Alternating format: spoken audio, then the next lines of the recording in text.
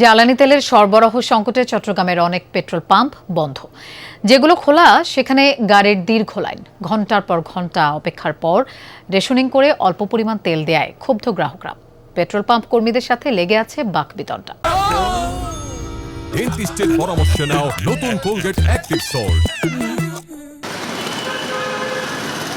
নগরীর পাহাড়তলী ওয়্যারলেস এলাকার এই পেট্রোল পাম্প গত ২০ মার্চ থেকে বন্ধ। তেল না পেয়ে ফিরে যাচ্ছেন গ্রাহকরা। মজুদ না থাকার কথা বলে চট্টগ্রামে এরকম আরও অনেক পেট্রোল পাম্প বন্ধ রেখেছেন মালিকরা।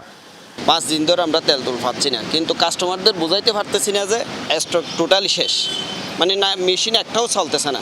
অনেক পেট্রোল পাম্পে ঘুরে তেল পাই নাই, তো মনে করছি যে আজকে এটাতে পাবো, দেখতে যে সেম অবস্থা। অনেক দূর থেকে আসছি, তারপরে তেল পাচ্ছি না কোনো জায়গায়, কি করবো বুঝছি না তেল দিচ্ছে না কোনো জায়গায়, দিচ্ছে আরো 3-4টা পাম্প দেখছি। অন্যদিকে যেসব পেট্রোল পাম্প খোলা সেখানে জ্বালানি নিতে মোটরসাইকেল, প্রাইভেট কার সহ বিভিন্ন যানবাহনের দীর্ঘ লাইন, ঘন্টার পর ঘন্টা অপেক্ষায় অনেকে। রেশনিং পদ্ধতিতে তেল দেওয়া হচ্ছে বেশিরভাগ পেট্রোল পাম্পে। মোটরসাইকেলের জন্য সর্বোচ্চ 200 এবং প্রাইভেট কারে 1000 টাকা জ্বালানি দেওয়া হচ্ছে পাম্প থেকে, যা অপ্রতুল বলছেন চালকরা।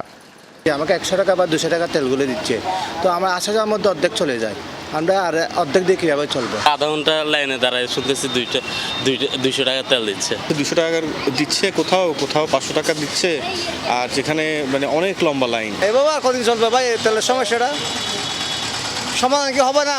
আমরা এইভাবে দাঁড়ায় কি তেল নেব? চাহিদা অনুযায়ী তেল না পেয়ে একাধিক পাম্প থেকে দফায় দফায় তেল নিয়ে ট্যাঙ্ক ভর্তির চেষ্টা করছেন কেউ।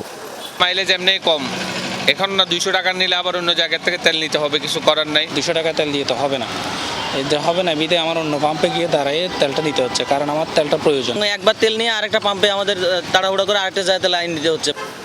ডিপো থেকে চাহিদা অনুযায়ী তেল মিলছে না বলে দাবি বিক্রয় কর্মীদের। ডিপোতে অ্যাভেলেবেল তেল দিচ্ছে না, আমাদেরকে কোটা করে অল্প অল্প তেল দিচ্ছে। যেখানে আমাদের ডেলি 3টা গাড়ি তেল লাগতো, এখানে 1 গাড়ি তেল দিচ্ছে আমাদেরকে। হিমশিম খেতে হচ্ছে। যে পরিমাণ জ্বালানি তৈল আমাদেরকে ডিপো থেকে দেওয়া হচ্ছে, সেই পরিমাণ আসলে চাহিদা মোতাবেক আমরা পাচ্ছি না। জোবায়েদ ইবনে শাহাদাত, যমুনা নিউজ, চট্টগ্রাম।